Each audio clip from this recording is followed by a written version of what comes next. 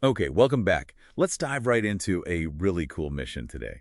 Taking that Tamiya G601 chassis, Mm-hmm. the Kong head of the King Yellow 6x6, Mm-hmm. and turning it from, let's say, a fun kit build into something genuinely tough, a real workhorse. Your goal, if you're doing this, is maximum durability, making that 6WD system truly resilient. Yeah, absolutely. But we need to set the stage first, right? This is classic Tamiya. It's hobby grade, designed for great build experience, for fun.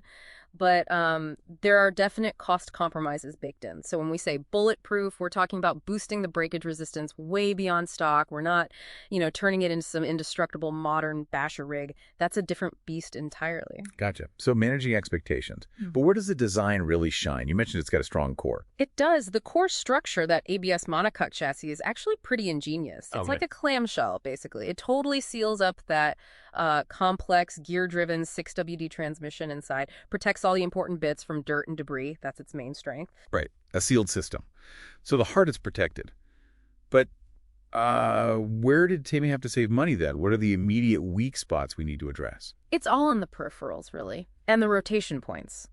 We see, well, three big weaknesses straight out of the box. First, and maybe the most obvious, are those friction dampers. Shocks, technically. Yeah, they're not really doing much damping, are they? Exactly. They offer almost zero real damping, so the truck just bounces all over the place, and all those harsh jolts, they go straight into the chassis, and worse, into the drivetrain. Kill stability, increases wear. Okay, so instability causing wear makes sense. What's number two? Number two, bushings. Instead of proper sealed ball bearings, you get these plastic and sometimes metal bushings. Friction city. Totally. Loads of friction, which means heat, and that just wears down the whole 6WD system much faster. You lose efficiency, lose longevity. Right, but you mentioned three things, and the sources really highlighted this third one. Something hidden. Yeah, the hidden killer, you could say. It's the stock pinion gear. It's made of this really soft aluminum. Now, stock motor, maybe okay-ish for a while, but the second you think about putting in even a slightly stronger motor, Uh-oh. What happens? that soft pinion just shreds itself, wears down incredibly fast, and it sheds tiny metal particles. Wait a minute. Metal particles?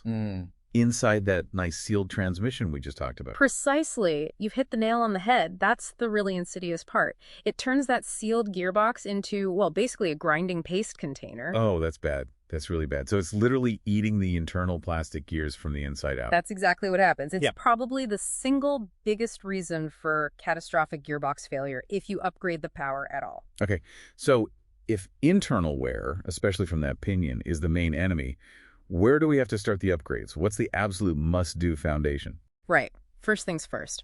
Manage the friction and the impacts. This isn't optional for durability. Essential number one. Get a full set of sealed ball bearings. Swap out every single one of those bushings. The difference in smoothness and reduced wear is immediate. Huge difference. Bearings first. Got it. And the bouncy suspension. Essential number two. Ditch those friction dampers. You need proper aluminum oil-filled dampers. The Tamiya CVA ones, part number 54670, are a good fit. Just remember, it's a 6x6, so you'll need two sets of those shocks to cover all six wheel. Two sets. Okay, that makes sense. That'll actually cushion the blows, right? Stop transmitting all that shock. Exactly. It reduces the stress on the whole chassis and drivetrain dramatically. Much more controlled. Okay, mechanics handled, impacts managed. Now the tricky part, power. You said upgrading the motor triggers the pinion disaster, and those internal gears are all plastic, right? No steel options. Correct. That's the ultimate bottleneck, the all-plastic internal gear train. There aren't really any readily available hardened steel internal gear upgrades for this specific complex 6WD setup. So you throw a powerful, modern, brushless system in there, the kind with that instant, massive torque spike. Yeah. You'll just strip those plastic gears, almost guaranteed. It's just too much, too fast for this design. Honestly, going brushless is probably the quickest way to break this truck. Huh. So raw power is actually counterproductive here. What's the smart move then, if we want a bit more grunt but reliably? You need torque, but you need it delivered smoothly, progressively. The community consensus, and it makes sense, is a good quality 550 size brushed motor. 550 brush, like the Red Cat 19T you mentioned. Yeah, something like that. The 550 can offers more torque and better heat handling than the stock 540 motor, which is important with 6 wheels drawing power. But crucially, a brushed motor delivers its power in a much smoother ramp-up. It doesn't have that violent punch of brushless. It respects the limits of those plastic gears. Okay, so a torquier but smoother 550 brushed motor. That makes sense. And if you go that route, or frankly, any motor upgrade. Then job number one, before you even run it, is replacing that stock pinion. Right back to that. Absolutely mandatory. Any motor upgrade, even that mild 550 brushed, needs a hardened steel pinion gear. Same tooth count, obviously.